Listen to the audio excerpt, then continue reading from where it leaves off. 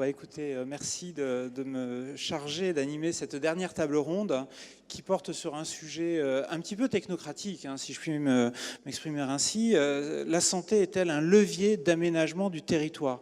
Je trouve qu'à cette heure-ci, après tous les exposés très intéressants qu'on a entendus, ça fait beaucoup de mots. Levier, aménagement, territoire. Alors, je voudrais rappeler à certains qui évidemment le savent déjà, mais quand même que l'aménagement du territoire, c'est la création d'une meilleure répartition dans l'espace, hein, des éléments constitutifs du fonctionnement d'une société.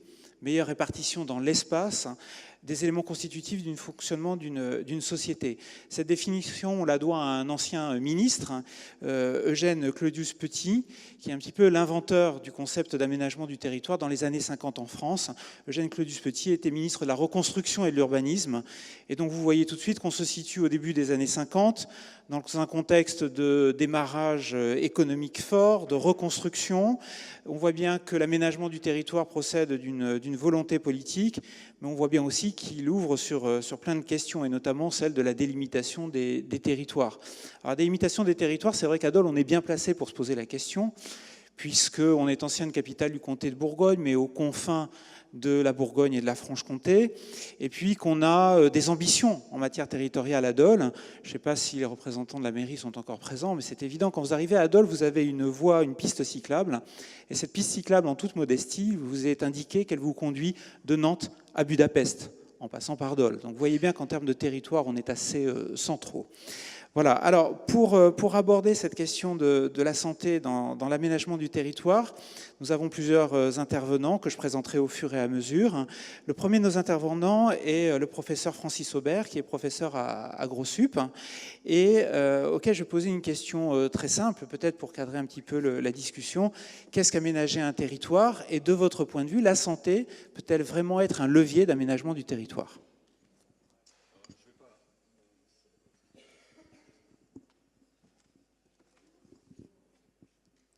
Mais ça marche. Merci pour votre invitation. Je ne vais pas répondre directement à la question, vous en doutez bien. Je ne vais pas vous raconter ce que c'est que l'aménagement du territoire. Vous nous avez donné une définition qui date des années 50. Peut-être simplement ce qui serait la grosse modification par rapport à l'époque de Clodius Petit, qui est effectivement un des inspirateurs des travaux qui ont présidé à la mise en place de la DATAR notamment. Peut-être que la conception qui présidait à l'époque était une conception très centralisée, une conception qui partait de l'État central, et qui pensait la distribution des équipements, des infrastructures, etc., jusqu'au point le plus en contact avec l'ensemble de la population, des ménages et des entreprises. Et je crois que là, on a affaire à quelque chose qui est de l'ordre de l'inversion logique, c'est-à-dire qu'aujourd'hui, c'est plus l'État qui décide et qui répartit les hommes et les activités sur le territoire, c'est beaucoup plus par le fait des décisions des gens, au premier lieu des ménages, sans doute secondairement des entreprises et des activités, avec une mise en musique qui est beaucoup plus celle des collectivités territoriales aujourd'hui que celle de l'État central. Je crois que l'inversion, elle est notable. On ne parle plus d'aménagement du territoire aujourd'hui. La DATAR est fondue dans le Commissariat général à l'égalité des territoires avec l'ensemble des politiques prioritaires de la ville. Et c'est quelque chose qui, je crois, a changé de nature de façon très importante. Alors, si on a l'occasion, je vous reparlerai un petit peu tout à l'heure de ma perception de vos groupements hospitaliers territoriaux, parce que je pense que la conception du territoire, elle est assez particulière. Enfin, je n'aurais pas cette conception-là du territoire si j'avais à imaginer un découpage et des périmètres qui permettent la coordination, une action efficace de l'action hospitalière et de santé en général. Pour la question du levier, le point qui me semble important, c'est que si on regarde le fonctionnement un petit peu des logiques de localisation des ménages, ce sont des logiques qui président par tout un ensemble de déterminants qui sont plus ou moins importants. Ce dont on s'est rendu compte depuis les années 70-80, c'est que par-delà les questions d'accès à l'emploi qui sont le surdéterminant historique, de plus en plus, c'est des questions qui touchent au cadre de vie, qui s'imposent comme des déterminants majeurs. Alors ça a été mis en évidence aux États-Unis à partir des années 70. En Europe dans les années 80. Et aujourd'hui, on considère que c'est un des déterminants très importants et qui est évidemment subrogé au fait qu'on peut s'éloigner des lieux d'emploi aujourd'hui par tout un ensemble de modalités. Et une fois que l'on a dit ça, le point qui devient très important, c'est que pour choisir une localisation, en dernier recours, il y a tout un ensemble de facteurs locaux qui sont déterminants et les facteurs de santé font partie des facteurs conditionnels. C'est-à-dire que ce ne sont pas des facteurs de localisation au sens strict, ce sont des facteurs nécessaires pour envisager une localisation à un endroit donné. C'est-à-dire que c'est dichotomique, on a de la présence d'un certain nombre de services de santé où on n'a pas la présence. Les ménages s'installent ou ne s'installent pas. Il y a deux cas de figure qui sont toujours notables dans toutes les analyses de localisation des ménages. Ce sont les services d'éducation et les services de santé. Donc on a quelque chose qui est de l'ordre, si vous voulez, d'une décision séquentielle. Les ménages prennent leurs décisions jusqu'à choisir le terrain à bâtir ou le logement qu'ils vont acquérir. Mais tout cela, après, tout un ensemble de niveaux de décision qui sont emboîtés et dont l'un des premiers niveaux de choix, c'est est-ce que lorsque je choisis une petite région, disons pour faire rapide, est-ce que j'aurai accès aux services de soins pour ma famille? Est-ce que j'aurai accès, au fur et à mesure de l'évolution du cycle de vie de ma famille, à l'ensemble des besoins de santé et d'éducation? Et là, c'est vraiment très net, c'est oui ou non. Et donc, il y a tout un ensemble. La question des déserts médicaux, je ne suis pas très favorable à ce genre d'expression qui me semble faux et un petit peu obscurcir le débat aujourd'hui. Mais il est certain que l'on a des positions de territoire qui sont de nature très, très différente à partir de ces prérequis, quoi. Le deuxième point qui me semble important, c'est que du niveau factuel, ce qui me semble assez notable, enfin, je pense qu'il y a un petit peu une erreur d'analyse avec ces expressions qui sont des expressions de type journalistique comme désert médical. On est un petit peu embêté parce que, en première analyse, ça ne correspond pas à la réalité observée, que nous on peut observer en se promenant beaucoup sur le terrain et puis à partir de travaux statistiques, dans le sens où la situation en France est une situation. Alors, on n'est pas dans une situation dans laquelle les services de santé seraient équirépartis. Pour 1000 habitants, on aurait toujours la même proportion de l'ensemble des services de santé. C'est pas ça. N'empêche qu'on n'en est pas loin quand même.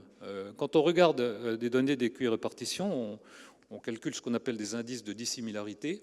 C'est des indices très simples qui comparent la situation observée avec celle qui serait si la répartition des médecins généralistes était la même pour 1000 personnes, quel que soit. On travaille plutôt au bassin de vie qu'à la commune, ça nous semble plus adapté. Et on se rend compte que quand on est sur l'ensemble des activités qui sont en dessous 10% de redistribution pour avoir une équirépartition, en fait, on a les pharmacies qui sont concernées par cela, et à 15%, on a les médecins généralistes. Il y a très peu d'autres activités qui font mieux. Il y en a une qui fait mieux, nettement mieux, c'est l'enseignement élémentaire, l'école primaire, qui est à 5%. Il n'y a que 5% des écoles et des instituteurs, enfin des personnels de l'éducation élémentaire, qu'il faudrait déplacer pour que, pour 1000 personnes, on ait partout sur la France la même dotation et donc le même service rendu.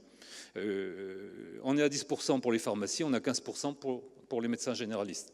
Il y a la coiffure qui fait mieux et la boulangerie qui fait à peu près la même chose. Donc on est vraiment dans une logique d'équipement de proximité qui, d'une certaine manière, sont à un niveau de répartition qui sont... Alors, on n'est pas sur des répartitions, j'insiste, mais on est quand même sur quelque chose qui est relativement bien disséminé sur l'ensemble du territoire national. Donc, je trouve que parler des déserts médicaux, alors, il y a des vraies questions à traiter derrière, et je pense qu'il y a des gens qui vont en parler, mais il y a des choses dans l'ordre de la répartition et surtout du renouvellement des professions de santé.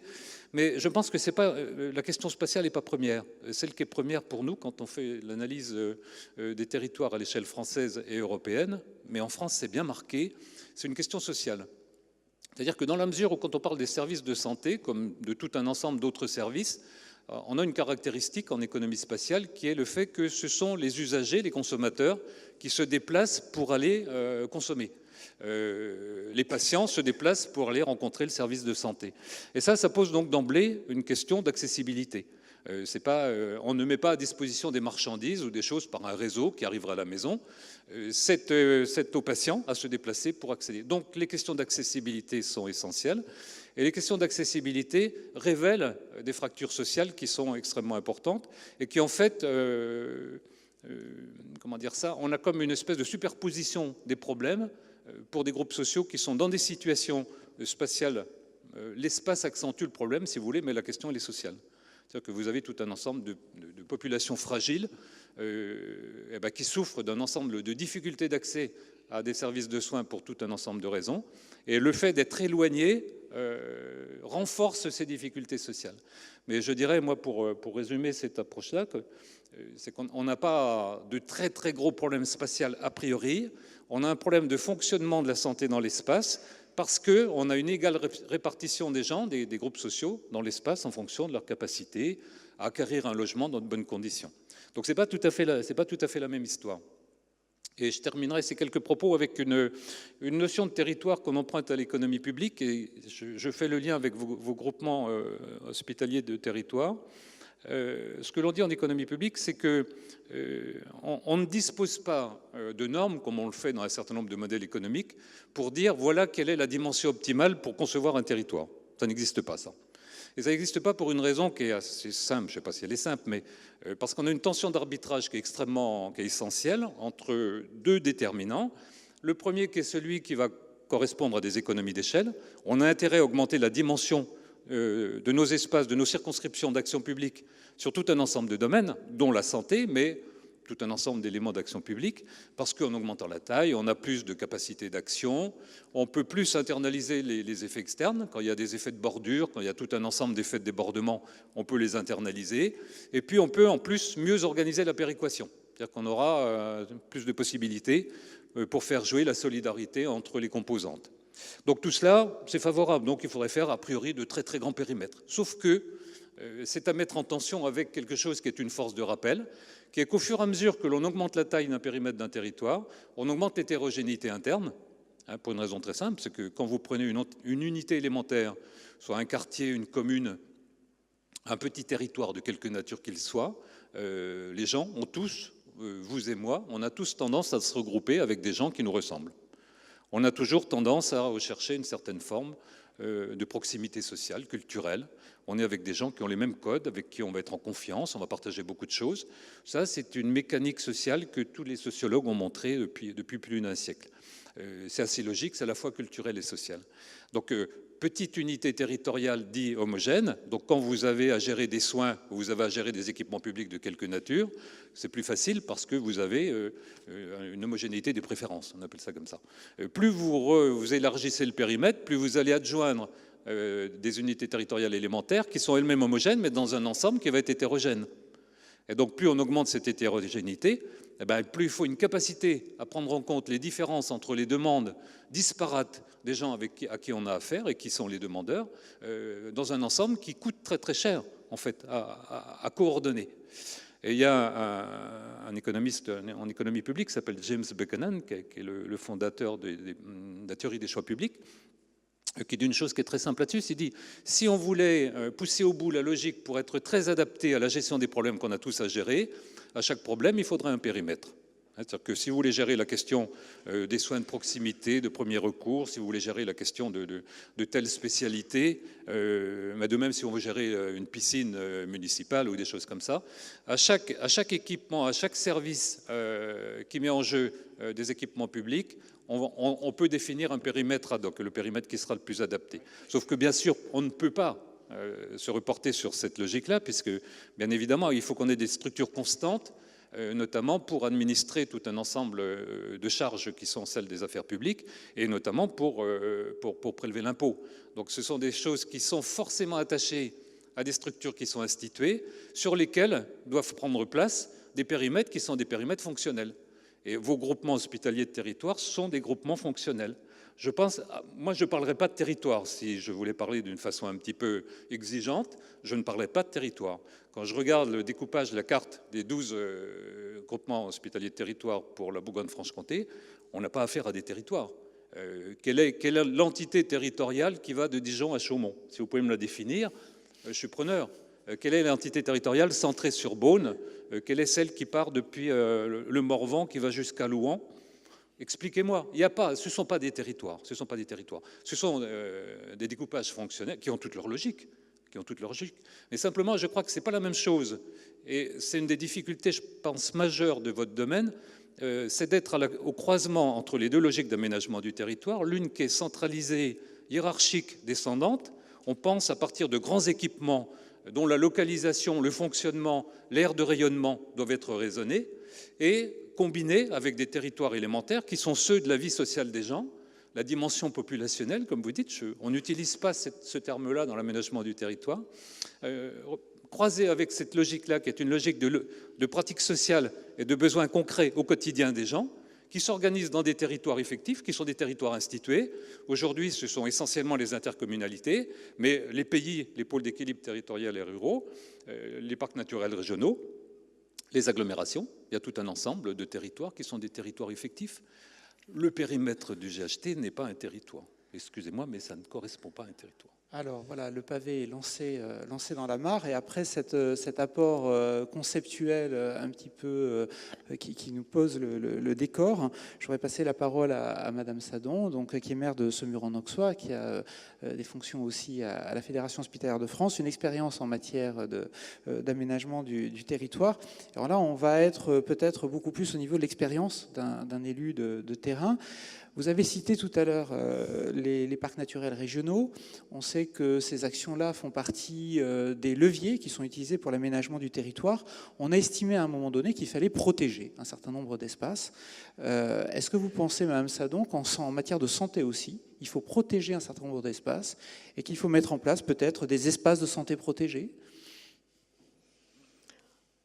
Non, j'ai un moment d'hésitation pour répondre à cette question. Et Francis, qui me connaît un peu, s'en amuse. Les parcs naturels régionaux sont des territoires qui sont effectivement protégés. Je pense qu'on peut dire aussi qu'il y a eu plusieurs époques dans les parcs naturels régionaux, si on veut faire une comparaison. La première époque, elle était de conservation pure et simple et de protection de la nature.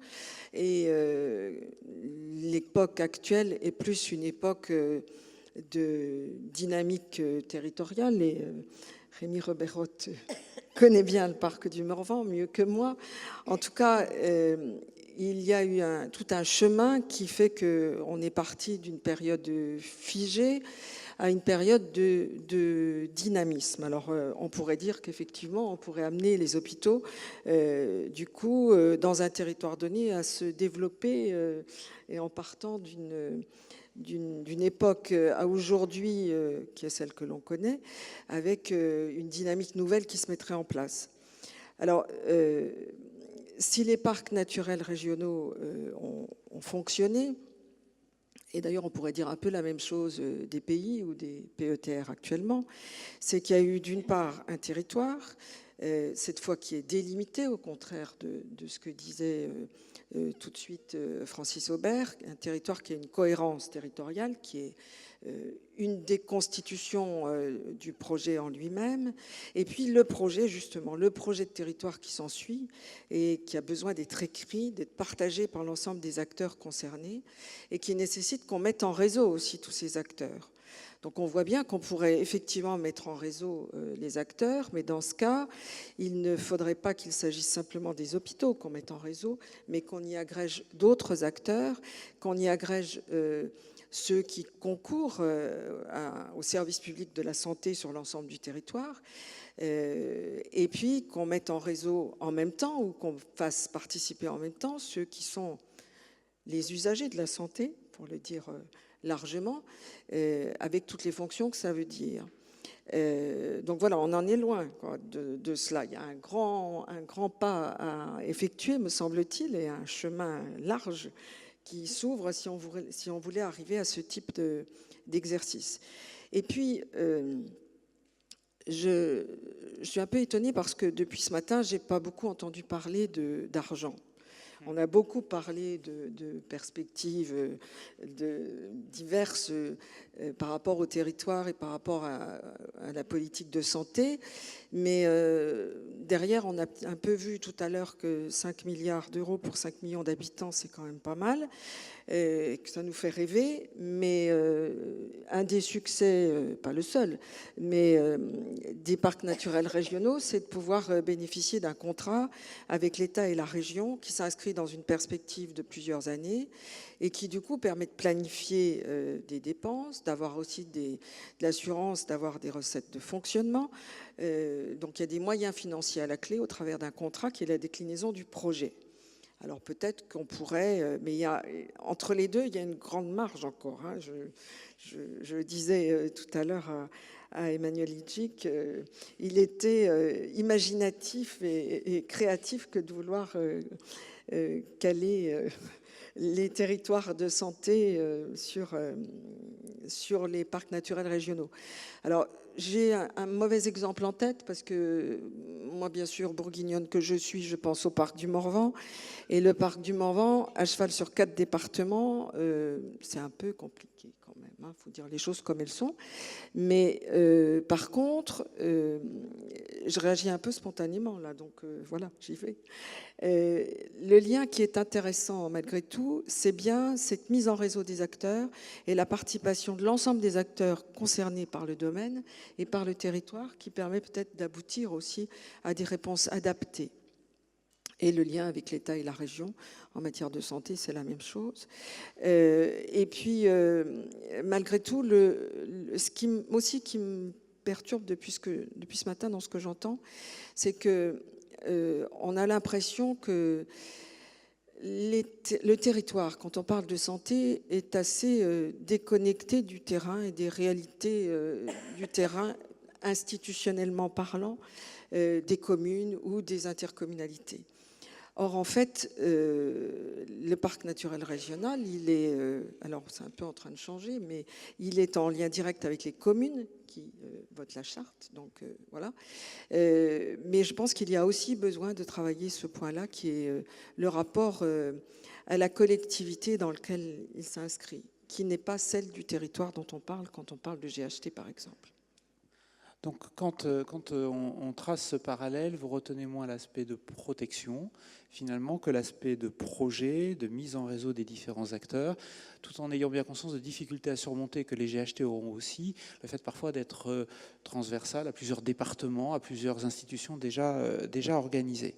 Alors, monsieur le sénateur et médecin Barbier, il y a dans les réformes en cours sur le domaine de la santé la volonté de réduire les difficultés d'accès aux soins, les inégalités d'accès aux soins, et donc dans cette réduction d'une fracture entre les différents territoires, volonté là aussi de faire en sorte que la santé contribue à l'aménagement du territoire. Est-ce que vous pensez que cette réduction, cette fracture en matière d'accès aux soins, la réforme des GHT ou les réformes récentes d'une façon plus générale vont permettre de les surmonter ? Oui, le problème, c'est que vous avez intitulé ça, la santé, un levier d'aménagement de territoire, avec un point d'interrogation. Et depuis ce matin, en entendant monsieur le directeur général, et tout de suite en vous écoutant, professeur, il y a un point d'interrogation après territoire. Parce que le problème est de savoir qu'est-ce qu'un territoire et de quel territoire faut-il tenir compte. On a évoqué le territoire géographique, mais on sait qu'aujourd'hui, avec les possibilités de transport, y compris dans notre région de Franche-Comté, où on est équipé d'un magnifique hélicoptère sanitaire qui fonctionne 24 heures sur 24, il coûte un peu cher, mais enfin, c'est un autre problème. Je crois que la notion de distance, c'est quelque chose qui, pour le patient, n'est pas quelque chose de prohibitif. Le patient, qu'est-ce qu'il attend ? Il attend la pertinence des soins. Pertinence des soins, c'est-à-dire la bonne intervention de santé au bon moment, au bon endroit et pour le bon patient. Et ça, je crois que c'est fondamental. Alors, est-ce qu'on peut profiter de la santé pour dire on va aménager un territoire ? J'ai été pendant 25 ans maire de cette ville, je sais très bien que c'est très difficile pour les maires qui sont là d'avoir à trancher ce problème. Monsieur le directeur aussi, vous êtes confronté en permanence à ça. Moi, je pense qu'on aurait pu supprimer la présence du maire de la commune dans la direction des hôpitaux. La santé, c'est un problème de l'État. Et on sait très bien, peut-être moins aujourd'hui que par le passé, l'influence des maires. Je pense que monsieur l'inspecteur général, qui est sur l'ONS, en sait quelque chose dans le travail qu'il a à faire actuellement sur le département, que, bien entendu, la préoccupation, c'est d'apporter le bon soin au bon moment, quel que soit l'éloignement. Alors, pourquoi ce problème ? Le problème, c'est que, on peut encore dire, on l'entend encore, la médecine, la santé en France est la meilleure du monde. Ça, c'était valable, le classement de l'OMS en 2000. Mais une étude récente de l'index EuroHealth Consumer a montré qu'on était en 11e position en 2015 en Europe.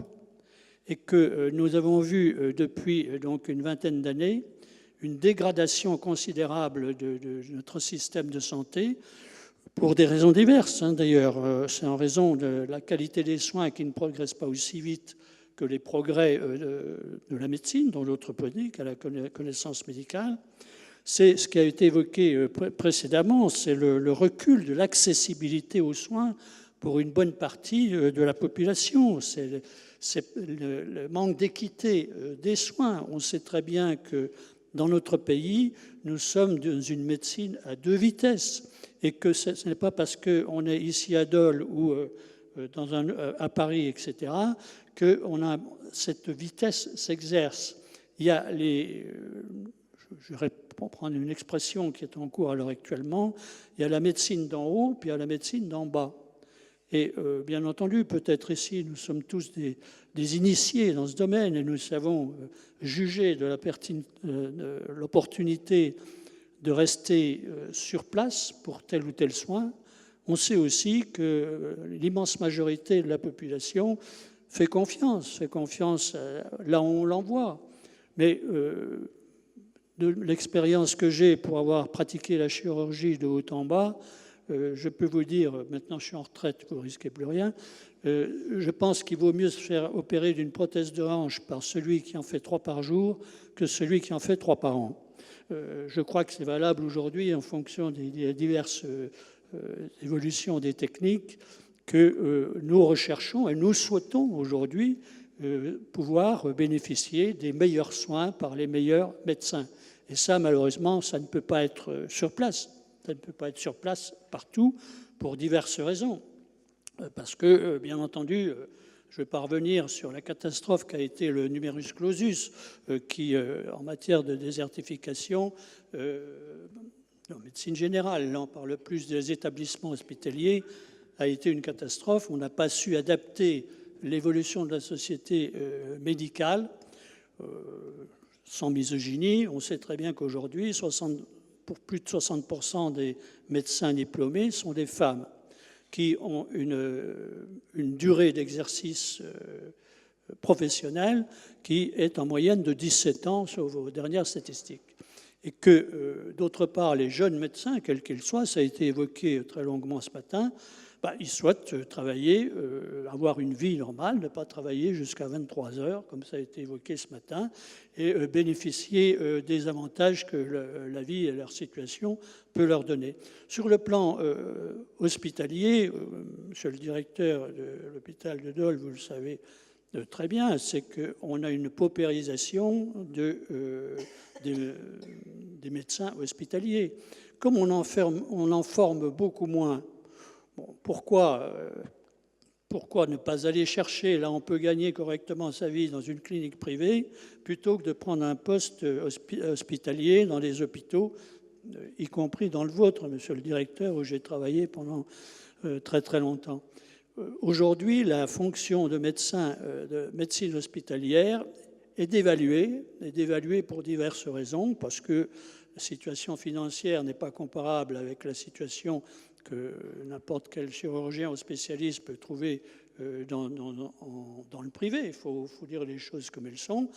Que d'autre part, pour pouvoir faire face à la pénurie de médecins, les directeurs d'hôpitaux ont recours à des recrutements dont aucune validation tangible est faite des capacités des médecins qui sont recrutés. Et ça, c'est un point très important qui fait que, bien entendu, dans les hôpitaux généraux, je ne parle pas des CHU, madame la directrice, où vous avez tous les bénéfices de la concentration des meilleurs, mais il faut bien voir, et quand en plus de ça, on se situe géographiquement un petit peu éloigné d'un certain nombre de choses, ma foi, nos hôpitaux périclitent, et petit à petit, les clients ou les patients ne veulent plus s'y faire soigner. Ils y vont quelquefois parce qu'on les y emmène, de gré ou de force, et c'est le problème d'une restructuration. Moi, j'ai beaucoup admiré ce qui s'est fait, ce qui a été dit sur le Danemark, où en quelques années, on est passé de 98 établissement hospitalier à une perspective de 30 ou quelque chose comme ça, ou 35, ce qui est en France, je crois que M. Vincent sait très bien qu'on a on a eu trop d'établissements, on n'a pas fait peut-être que les élus en sont certainement responsables. Une autre raison importante de notre système, c'est que nous avons perdu la notion de formation professionnelle, de contrôle continu et d'évaluation des médecins. Vous savez, il y a des certifications qui existent, je ne sais plus comment ça s'appelle, mais enfin, on sait très bien que, très honnêtement, c'est un petit peu du folklore. Et enfin, le dernier point que je voudrais évoquer, c'est pour la médecine générale, puisque les deux sont liés, comme on l'a bien vu tout au cours de la journée. On a vu qu'on entre dans un système où le parcours de soins avec les contrats qui sont menés, avec un rapport de l'IGAS qui est tout frais, je n'ai pas encore eu le temps de le lire en totalité, et bien que malheureusement le système que nous avons des OCAM est une catastrophe pour les parcours de santé des patients, notamment, bien entendu, que ce soit en dentaire, en ophtalmo, mais prochainement en médecine. On va vers un low cost en médecine que l'IGAS vient de souligner d'une manière alarmante, et j'espère que nos gouvernants en tiendront compte.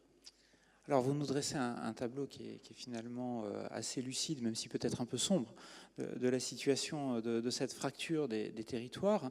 Sur le plan de la santé, vous décrivez quelque chose qui tend finalement un petit peu à la concentration. En tout cas, les forces du système agissent pour une certaine concentration. Du coup, la question que j'ai envie de vous poser à vous, monsieur le député de Saône-et-Loire, monsieur Rebeyrotte, c'est de savoir si, puisque les différentes forces actuellement en présence tendent à cette concentration et peut-être peuvent aggraver cette fracture, est-ce qu'on ne devrait pas davantage décentraliser ? Parce que là aussi, c'est un levier assez classique d'aménagement du territoire. Est-ce qu'on ne devrait pas davantage décentraliser la santé, la ramener au plus près de collectivités, dont la délimitation géographique est peut-être difficile à définir, mais que je vous laisse le soin d'esquisser. Alors c'est un peu le mouvement, c'est-à-dire que en fait, ça fait relativement peu de temps, les années 2000-2010, que nos collectivités territoriales s'intéressent vraiment aux enjeux de la santé. Avant, c'était d'abord et avant tout une compétence d'État, il faut bien dire les choses. Effectivement, les maires étaient dans les conseils d'administration des centres hospitaliers. C'était pas toujours, d'ailleurs, pour y avoir une grande vision stratégique, mais ça permettait de faire embaucher quelques personnes, ça permettait, d'avoir quelques connaissances sur ce qui se passait à l'intérieur du centre hospitalier. Je vais être un peu sévère, mais c'est vrai qu'en termes stratégiques, ça a même été quelquefois assez épouvantable. On en a des exemples dans la région. Bon, j'en citerai pas, bien sûr, mais on a des exemples extrêmement concrets. Bien. Et donc, petit à petit, effectivement, on a sorti les maires de l'hôpital, c'est le moins qu'on puisse dire. Aujourd'hui, au mieux, ils président des conseils de surveillance, donc on est dans du posteriori et non pas dans du a priori, notamment sur le plan budgétaire. Mais par contre, les collectivités se sont véritablement emparées de cet enjeu, parce que, comme vous le disiez, c'est un levier d'aménagement du territoire.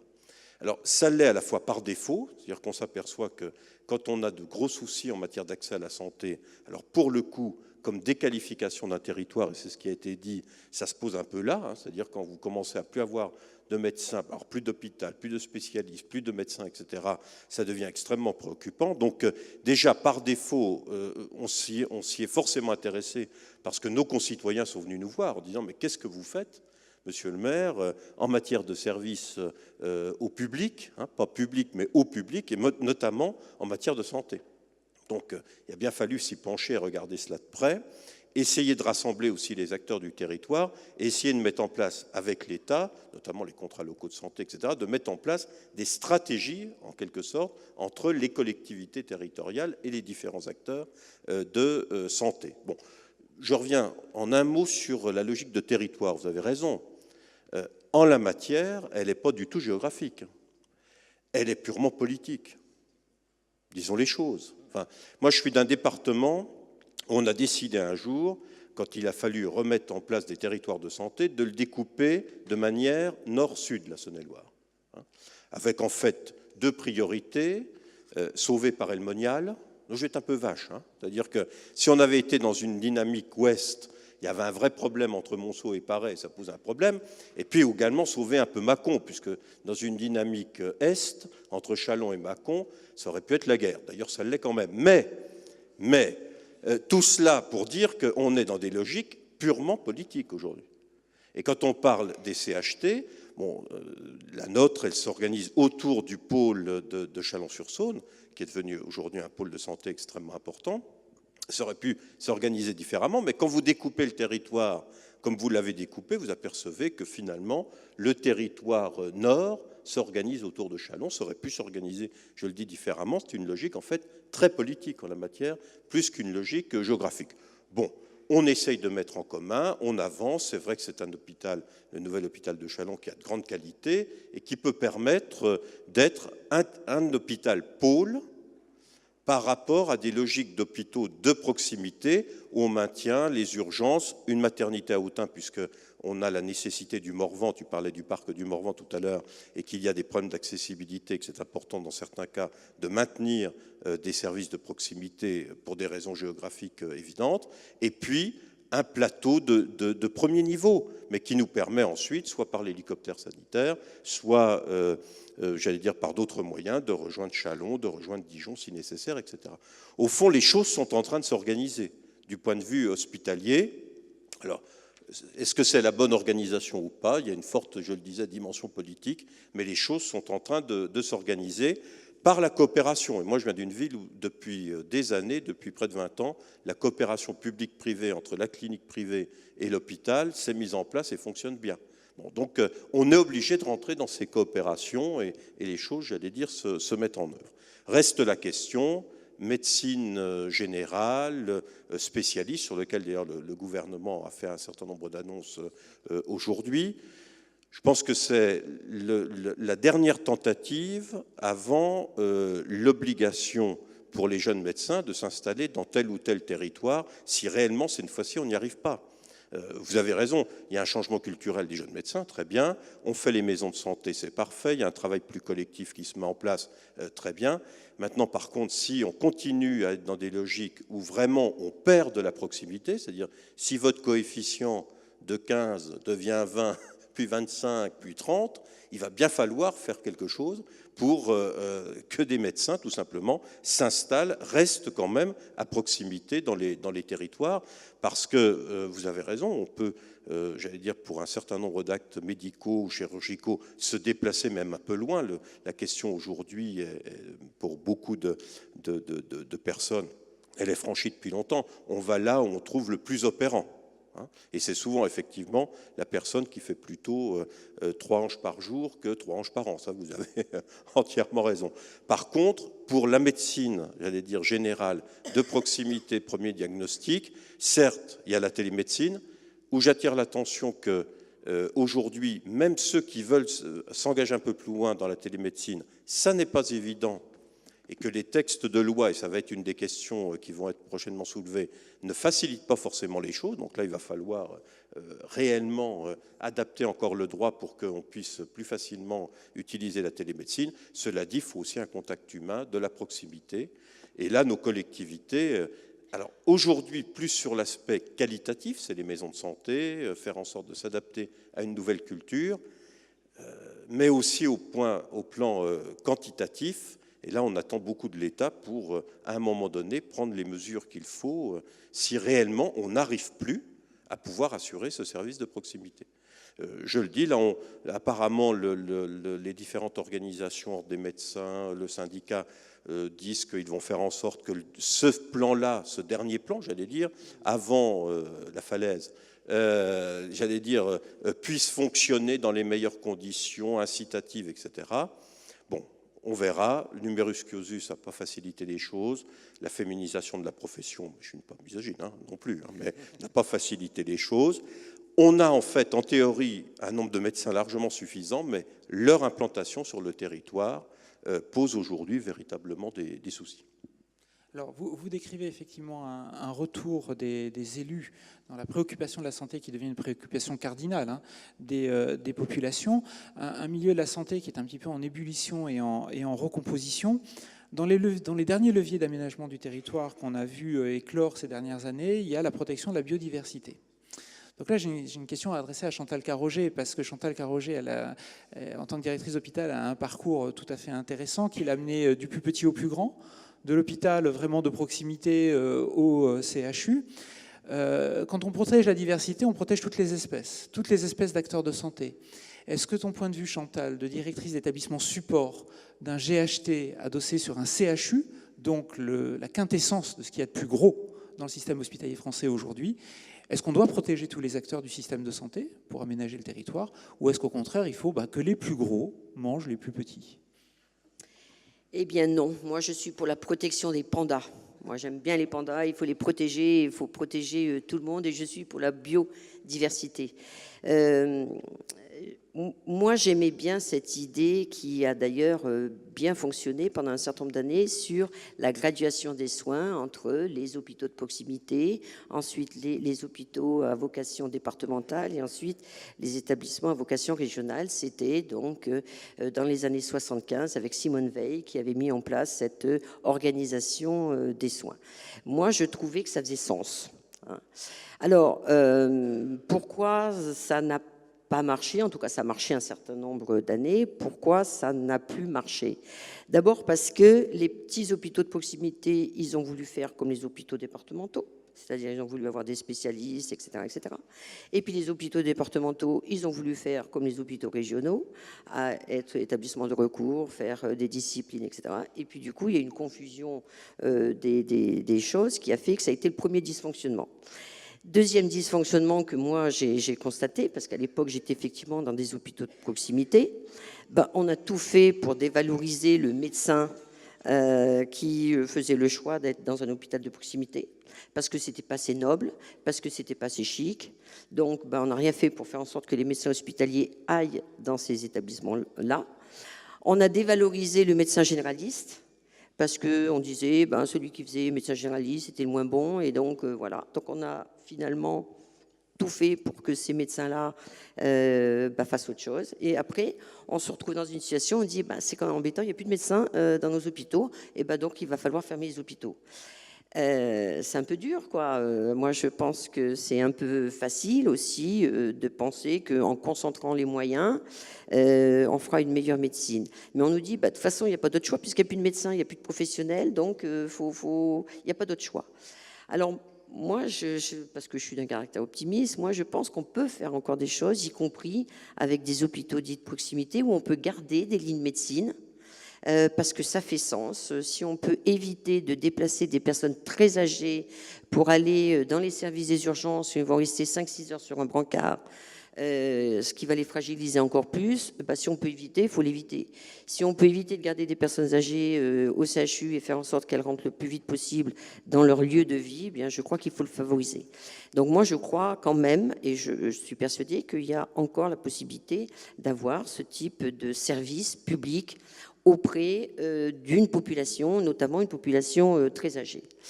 Mais la vraie question, c'est oui, mais il n'y a plus personne qui veut aller là-bas, qui veut aller dans ces établissements, dans ces villages, villes où finalement il n'y a pas de boulot pour son conjoint, il n'y a pas de cinéma, voilà.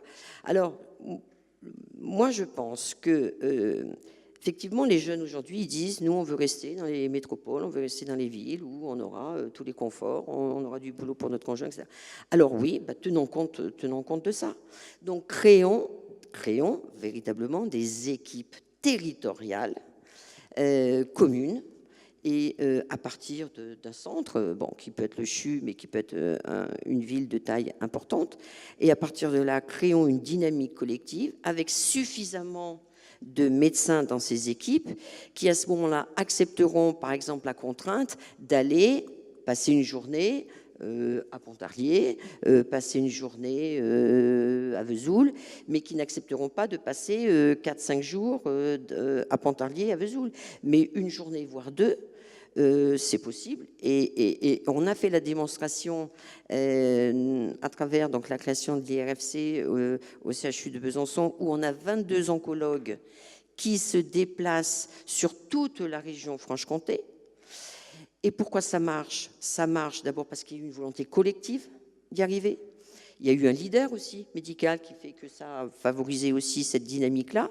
Et c'est surtout parce que la contrainte, au lieu de la faire porter sur une personne ou deux, on l'a fait supporter sur un ensemble. Et quand on regarde aujourd'hui, on s'aperçoit que les médecins, en moyenne, se déplacent 1 à 2 fois sur un établissement extérieur au CHU, mais ils le font. Ils le font. En plus, ils font ce qu'ils aiment faire, c'est-à-dire ils font leur discipline. Ils sont souvent très bien accueillis dans les hôpitaux qui donc les reçoivent, et en même temps, eh ben, ils rentrent chez eux, ils ont leurs époux ou leurs épouses avec eux, et ça me paraît possible. Donc moi, je crois à cette idée qu'il faut créer ces équipes communes et faire en sorte qu'on est plus fort, plus nombreux. Les jeunes disent aujourd'hui on ne veut plus travailler seul, ce qui est vrai, y compris les hospitaliers. Les hospitaliers aussi, ils veulent un travail d'équipe. Ben, favorisons le travail d'équipe, et je crois que ça peut encore marcher. Ne commençons pas à dire ben, c'est foutu, on concentre tout sur les grands plateaux. Et je dis ça parce que, alors que je pourrais dire le contraire en étant dans un CHU, mais je crois que ce n'est pas la bonne solution. Il y a de la place pour tout le monde, et il faut respecter, il faut, en termes d'aménagement du territoire, il faut favoriser aussi toutes les personnes qui font le choix d'habiter des villes, des villages. Il faut aussi l'entendre, et c'est très bien, et il faut faire en sorte qu'il y ait des professionnels qui soient là, et des médecins au service de la population. Moi, je crois que c'est encore possible. Donc la biodiversité des acteurs du système de santé, du système hospitalier en particulier, est un facteur d'attractivité pour les territoires, un facteur d'aménagement du territoire. J'aimerais passer la parole maintenant à Gérard Vincent, que tout le monde connaît, mais que je vais présenter quand même, qui a une carrière de directeur d'hôpital, puis de directeur d'administration centrale, puis de délégué de la FHF, et qui est un petit peu notre phare. Notre maître. Alors, Gérard, effectivement, les hôpitaux peuvent jouer un rôle dans l'attractivité des territoires. On sait que pour aménager le territoire, on a initié beaucoup d'actions en matière de compétitivité. Est-ce que tu penses que le tissu hospitalier peut améliorer l'attractivité d'un territoire, et comment concrètement est-ce qu'un hôpital peut justement développer l'attractivité au travers de la compétitivité d'un territoire? Merci Emmanuel. Alors, avant de répondre à la question que tu me poses, je voudrais dire que je partage tout à fait l'appréciation du professeur Francis Aubert sur GHT et territoire. C'est vrai qu'une GHT, elle n'est pas sur un territoire au sens où l'entendent les géographes ou les économistes. Il y a 135 GHT, donc si on n'avait que 135 territoires en France, ça se saurait depuis longtemps. En fait, bon, c'est peut-être un abus de langage ou une facilité de langage. Enfin, en fait, c'est comme ça, on ne va pas changer de terme aujourd'hui. Mais c'est vrai que moi qui, depuis plus de 40 ans, je ne sais pas dire 45 ans, parce que ça signe un peu mon âge, et prenais le développement d'une stratégie hospitalière publique de groupe, qui a abouti à la création des GHT. J'en suis fort heureux, même s'il y a quelques difficultés. J'imaginais pas qu'on arriverait à un chiffre aussi bas, de 135 GHT. Parce qu'on a fait, dans certains cas, des monstres. Il y a parfois des GHT, je ne vois pas où est leur logique, si ce n'est effectivement une logique de pouvoir, pour des raisons politiques, mais aussi de pouvoir des directeurs, de pouvoir des médecins. Enfin, bon, non, je ne m'appesantis pas là-dessus, mais je crois qu'effectivement, il faut bien accepter l'idée que les GHT ne sont pas assises ou n'ont pas été créées sur des logiques territoriales telles qu'on l'entend en général les spécialistes. Alors, hôpital et aménagement du territoire. Alors, en général, on entend dire dans tous les colloques sur ce sujet ou sur les sujets qui tournent autour de cette idée que l'hôpital, il n'est pas fait pour aménager le territoire. Ben, moi, je trouve que c'est quand même un peu aller vite en besogne. Enfin, l'hôpital est un élément structurant du territoire. Sans système de santé, sans acteurs de santé, il ne peut pas y avoir du territoire viable. Dans un pays développé comme le nôtre, ce que demande la population, et je parle sous le contrôle des élus, qui en parleraient beaucoup mieux que moi, c'est notamment, pas uniquement, mais notamment un accès aux soins, et un accès aux soins de qualité et relativement facile. Donc je pense que l'hôpital est un élément d'attractivité pour un territoire. Et d'ailleurs, les élus le savent bien. Alors, sur le plan économique, je veux dire que c'est encore plus criant. Il suffit de voir la réaction, que je comprends tout à fait, des élus quand on supprime des activités dans un établissement avec les conséquences sur l'emploi qui en découlent. C'est comme chacun sait dans cette salle, je ne vous apprends rien, l'hôpital est en général, sauf exception qui confirme la règle, mais de manière quasi absolue le premier employeur d'une ville, on voit bien l'importance que ça a pour un élu. Donc l'hôpital participe à l'animation économique d'un territoire. Ça, c'est clair. Alors l'autre dimension, et c'est peut-être en cela que je porterai quelque chose d'un peu plus original, c'est que quand on entend nos gouvernants, quels qu'ils soient, depuis quelques années, parler de la situation économique de notre pays, de la France, on nous dit, la France, regardez, elle a un nombre de chômeurs qui est quand même très nettement supérieur en pourcentage à ce que l'on rencontre dans les pays européens membres de la même communauté que nous. Et c'est vrai. Et on nous dit, une des raisons, c'est que la France, elle a de très grosses entreprises, beaucoup de petites entreprises, mais elle n'a pas d'entreprise de taille moyenne, contrairement à l'Allemagne. Et c'est peut-être pour ça, disent-ils, que l'Allemagne est aussi florissante sur le plan économique et notamment au niveau du commerce extérieur. Et on voit bien d'ailleurs tous les efforts du gouvernement actuel, et ça avait commencé avec les anciens, consistent à essayer de favoriser l'éclosion et le développement de ces entreprises de taille intermédiaire. D'ailleurs, la réforme de l'impôt sur la fortune, il est présenté comme ça. Il faut orienter l'investissement vers les activités économiques qui développent le pays. Et donc, on voit bien que si on veut développer des entreprises de taille intermédiaire, qui ne vont pas s'installer tout à Paris, mais ce n'est pas leur vocation, elles vont s'installer dans les villes moyennes ou les petites villes, il faut apporter une offre de santé qui incite les entrepreneurs, mais aussi ceux qui vont y travailler, à s'installer dans ces villes. Et donc, je pense qu'à ce titre, l'hôpital participe à l'aménagement du territoire. Moi, ça me paraît évident. Bon, après, on peut discuter, mais enfin, moi, la voie me paraît claire. Alors, je voudrais terminer mon exposé en revenant sur un autre sujet, qui est celui du numerus clausus, qu'ont abordé à la fois monsieur le sénateur Barbier, monsieur le député Rebeyrotte. Parce que c'est un sujet que j'ai bien connu, que j'ai vécu personnellement quand j'étais au ministère directeur des hôpitaux. Chaque année, le gouvernement demandait au directeur général de la santé, le professeur Jean-François Girard, qui était un ami, et au directeur des hôpitaux que j'étais, faut-il augmenter le numerus clausus? Faut-il le desserrer? Et donc, objectivement, on aurait dû dire oui.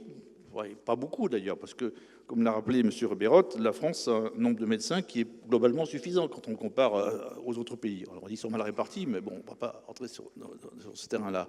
Et on répondait, objectivement, il aurait peut-être fallu, mais il ne faut surtout pas. Et il ne faut surtout pas, parce que si tous les médecins supplémentaires qu'on va former vont s'installer sur la Côte d'Azur, ça sert à quoi? À rien. Et on retombe donc systématiquement sur le problème de la liberté d'installation. Et d'ailleurs, je constate, je vais terminer là-dessus, que tous les hommes politiques, toutes les femmes politiques, quel que soit leur bord, quand ils sont confrontés à ce type de problème, réagissent de la même manière en disant il faudrait que le gouvernement, que ça prenne le taureau par les cornes et régule l'installation des médecins. Et on voit d'ailleurs chaque année fleurir des rapports, des propositions d'amendements parlementaires ou propositions de loi qui aboutissent à effectivement instaurer cette régulation. Sauf que quand ces mêmes personnes sont au pouvoir, au gouvernement, ils ne veulent plus mettre en œuvre les idées qu'ils ont développées avant, mais tout simplement parce qu'ils ont peur d'une grève des médecins, et notamment une grève des internes et des chefs de clinique, qui fait trembler tous les gouvernements. Donc quand on a dit ça, on a tout dit, on a tout compris. Parce qu'effectivement, le meilleur moyen d'améliorer l'accès à la qualité des soins, ça passe en partie par les hôpitaux, mais aussi d'abord par les soins de proximité, que sont des médecins généralistes. Et là, on n'est pas au milieu du gué, on n'arrive pas à transformer l'essai. Donc voilà ce que je voulais vous dire à ce niveau-là. Alors, moi, ce que je constate, arrivé à cette heure-ci, qui est à peu près l'heure fixée pour la fin de la table ronde par nos grands organisateurs, c'est qu'en réunissant des esprits avertis, des hommes et des femmes expérimentés, on arrive même un vendredi après-midi à répondre à une question aussi technocratique que celle qui a été posée. On a répondu oui, finalement. On a répondu oui, pourquoi? Parce que on a bien dit que les facteurs de santé étaient absolument nécessaires pour organiser la vie sur un territoire, et que de ce fait, ils étaient déterminants comme levier d'aménagement du territoire. On a identifié des conditions, notamment la condition de l'existence d'un projet. Il ne suffit pas qu'il y ait des services de santé, mais il faut qu'il y ait un projet, un fonctionnement en réseau, de façon à ce que ce système de santé ne fonctionne pas sans tête, véritablement. On a aussi identifié le fait qu'il fallait générer une certaine confiance auprès des utilisateurs, c'est-à-dire qu'il ne faut pas leur raconter n'importe quoi. Les citoyens savent s'informer sur la qualité, la sécurité des soins, et donc on ne prétendra pas maintenir sur n'importe quel territoire, n'importe quel service de santé. Au contraire, il faut tenir un discours de vérité. On a vu qu'on avait finalement été très pragmatique dans le découpage des territoires, puisqu'on a adopté une logique purement politique, qui est finalement celle qui a permis de préserver un certain nombre d'équilibres, et ça a même permis d'avoir un nombre de GHT peut-être un peu plus limité que ce qu'on pouvait anticiper. On a vu que dans cette organisation, finalement, il y avait de la place pour tout le monde, et que non, les gros n'allaient pas manger les petits, parce que les petits, non seulement sont beaux, mais en plus, ils font sens. Et finalement, on a vu qu'on contribuait, en étant établissement de santé, à une certaine compétitivité des territoires. Et peut-être que finalement, sans dire que l'hôpital est une entreprise du tout, mais on peut quand même remarquer que peut-être ce tissu d'entreprises de taille intermédiaire qui manque aux hôpitaux, beaucoup de nos hôpitaux finalement sont des établissements publics de santé de taille intermédiaire. Voilà, donc mission accomplie, Monsieur Walzer, Madame Roland. Est-ce qu'on prend quelques questions ou est-ce que vous souhaitez qu'on puisse clore cette table ronde? Alors, on a le temps pour quelques questions, si tout le monde n'est pas sidéré par le caractère lumineux de la démonstration qui vient d'avoir lieu. Je vous en prie, dans 1 minute, ce sera trop tard. Hein. Non ? Alors, généralement, l'organisateur a une question en réserve, Denis. Non, tu dormais. Hein. Bon. Madame Sadon, vous voulez faire un petit commentaire, peut-être, à défaut de questions? À défaut de questions, et pour compléter des propos de tout à l'heure, il y a un point qui me paraît important, c'est celui de l'image qui est donnée de nos hôpitaux et de nos territoires, et de l'attractivité à la fois pour y faire venir des populations, bien sûr, et l'hôpital est un des leviers pour faire venir la population, c'est un vecteur d'attractivité du territoire, mais aussi pour y faire venir des médecins. Et quand on a du mal à véhiculer une information positive, on a l'impression de donner une image fragile de nos petits hôpitaux, voilà, je le dis d'autant plus, alors que les journalistes contribuent aussi à l'image qui est véhiculée et qui fait que les médecins pourraient être tentés de venir s'installer dans les territoires les plus petits et les plus fragiles, mais qui ont beaucoup d'autres atouts, qui sont ceux du cadre de vie, et que tout le cadre en service public, loisirs, établissements scolaires, enfin tout ce qui a été évoqué tout à l'heure, contribue à l'attractivité du territoire. Et c'est une image globale qui doit être véhiculée. Et je pense que c'est très important que de ne pas l'oublier.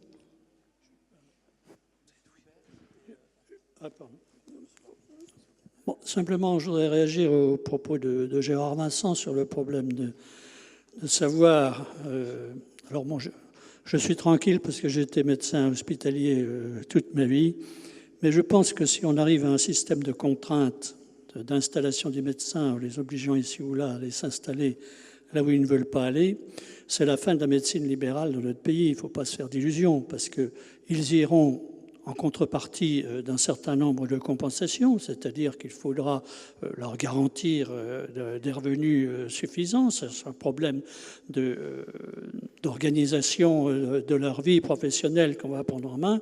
On va vers une médecine libérale qui va disparaître progressivement. Et ça, je crois que notre pays aujourd'hui n'est pas prêt à ça. Je pense que la liberté d'installation, avec les risques que cela comporte, parce que on va déterminer quelles vont être les limites territoriales où on va dire il faut s'installer ou pas s'installer. On a l'exemple de la région parisienne.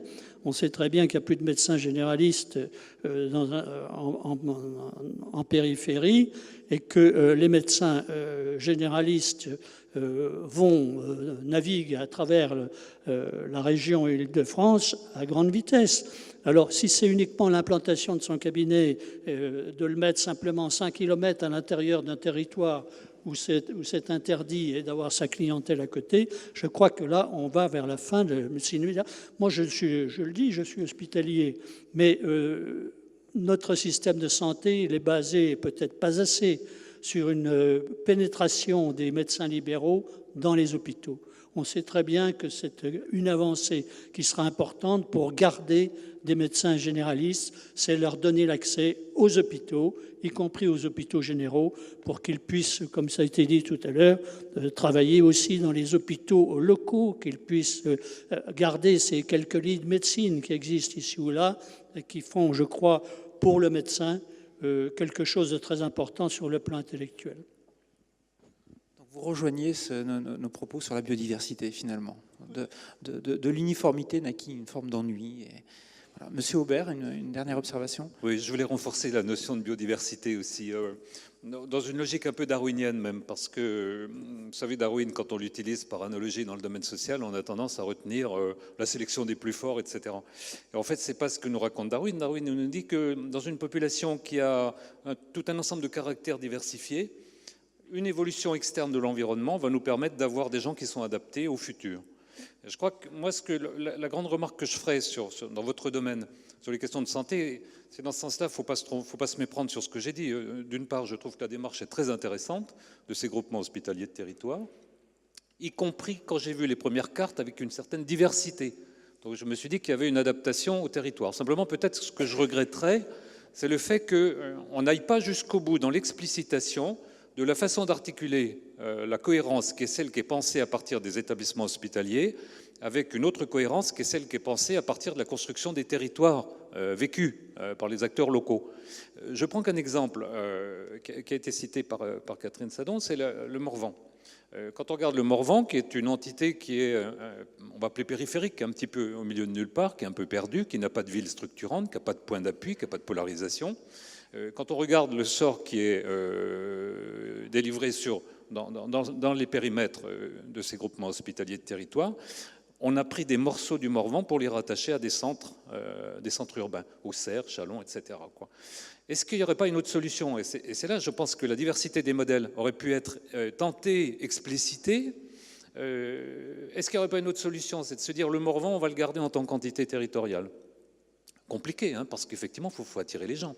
Mais la notion d'équipe constituée, et c'est vrai qu'il y a beaucoup dans les jeunes professionnels de santé comme ailleurs, et c'est quelque chose qui est fonction du niveau d'études, en fait, on le voit bien, du niveau de qualification. On ne veut pas travailler seul avec des contraintes qui mettent à mal la vie de famille et tout un ensemble d'aménités dans la vie personnelle. Et on veut habiter à proximité d'un certain nombre d'aménités urbaines, un cadre de vie qui soit plutôt de nature urbaine. C'est vrai qu'il y a des tas de choses à concilier, mais est-ce qu'on n'aurait pas pu considérer un modèle qui nous permettrait, pas simplement centre périphérique, qui est le modèle prédominant.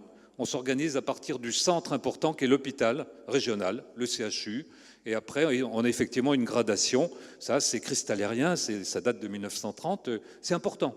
Est-ce qu'aujourd'hui, et l'exemple du Danemark, je trouve, est tout à fait éclairant de ce point de vue-là, dans lequel on repart des municipalités aussi, et les municipalités sont responsables des parcours de santé, des durées d'hospitalisation, etc. Est-ce que de repartir d'une certaine façon du local, alors municipalité au sens français, c'est-à-dire qu'on va plutôt parler d'intercommunalité, intermunicipalité, mais c'est à peu près la même notion que ce qu'on retrouve là, autour de 50 000 habitants, puisque c'est le point d'objectif, de repenser les formes d'organisation des services de santé localement et en articulation avec l'organisation régionale. Et je pense, le regret que j'aurais, moi, c'est l'inexplicitation de ces différents modèles qui pourraient être possibles, envisageables, y compris avec une chose qu'on fait très peu en France aussi, c'est un temps d'expérimentation. Pourquoi pas se dire, le Haut-Jura, on est en parc naturel régional, le Morvan, on est en parc naturel régional. Ils ont, dans leur mission, la possibilité de tenter des expérimentations sociales. Eh bien, on tente une expérimentation sur ces deux zones qui sont très compliquées, sur lesquelles on va retrouver tous les problèmes qu'on a évoqués cet après-midi. Alors, je perds totalement le contrôle, puisque monsieur le député demande la parole, ce que, évidemment, je ne vais pas pouvoir lui refuser, bien sûr. Je vous en prie. Non, très, très, très court, pour dire que, faire passer un message. Un des hôpitaux du Morvan, c'est celui d'Autun. 50% de la patientèle, si j'ose dire, vient de la Saône-et-Loire. Tout le reste, c'est la Nièvre et la Côte d'Or. On a un mal fou à faire reconnaître cet état de fait. C'est-à-dire qu'on reste dans des statistiques départementales, etc. Et que ça pour le coup, enfin moi j'avais d'ailleurs l'espoir que quand on a rebattu la carte des territoires de santé, on puisse dépasser les logiques départementales. Bon, comme il fallait restructurer les ARS à partir des départements, le département a eu de la peau dure. Bon, mais c'est vrai que c'est un peu embêtant parce qu'on devrait pouvoir dépasser ces logiques administratives quand on parle de santé. Ça me paraît être quelque chose d'évident. Il n'y a pas que dans le domaine de la santé, mais notamment dans le secteur de la santé. Voilà. Et puis deuxième élément, vous avez raison de dire qu'il faut construire des coopérations. Ça, c'est absolument évident. Bon, les GHT sont, j'allais dire, un élément de coopération extrêmement important. Et que, bon, autour de ça, finalement, le Morvan a fini par s'organiser, découpé en 4 départements, a fini par s'organiser à sa manière pour faire en sorte qu'on soit quand même desservi dans un contexte qui n'est pas forcément facile. Alors, quelques mots de conclusion à ce stade, peut-être maintenant définitive. La première conclusion, c'est qu'il y a eu une proposition qui a émergé, qui effectivement reprend au pied de la lettre ou au vol la proposition de notre directeur général d'ARS ce matin de faire confiance aux acteurs et peut-être d'expérimenter à partir d'un échelon territorial auquel on n'avait pas pensé jusqu'à présent. Je pense que ce serait intéressant qu'on puisse, je crois que l'ARS a un peu déserté notre forum cet après-midi, mais néanmoins transmettre cette proposition. Deuxième conclusion, c'est qu'il a été beaucoup question du Morvan. Alors, comme il a été beaucoup question du Morvan, évidemment, j'imagine que peut-être les Franc-Comtois en ont pris un petit peu ombrage. Il ne faut pas, parce que le Morvan nous a apporté Patrice Barberousse, qui est dans la salle, hein, et que donc Patrice fait le lien entre les Bourguignons, les Franc-Comtois. Et donc, si on a beaucoup parlé du Morvan, on a aussi évoqué un petit peu le Haut-Jura, et il faut absolument pas en prendre ombrage. Et puis, troisième élément de conclusion, je n'ai évidemment pas la faconde du professeur Emmanuel Vigneron, mais tout à l'heure, il concluait son intervention en faisant référence à un brillant enfant franc-comtois qui avait 2 ans, je crois, en 1802. Tout le monde, évidemment, a reconnu de qui il s'agit. Alors moi, je vais conclure en faisant référence à un autre enfant, encore plus célèbre que celui-là, c'est Petit Gibus. Je pense que tout le monde connaît Petit Gibus de la guerre des boutons. Et j'espère que quand vous quitterez ce forum ce soir, vous ne vous direz pas comme Petit Gibus, si j'avais su, j'aurais pas venu. Merci beaucoup.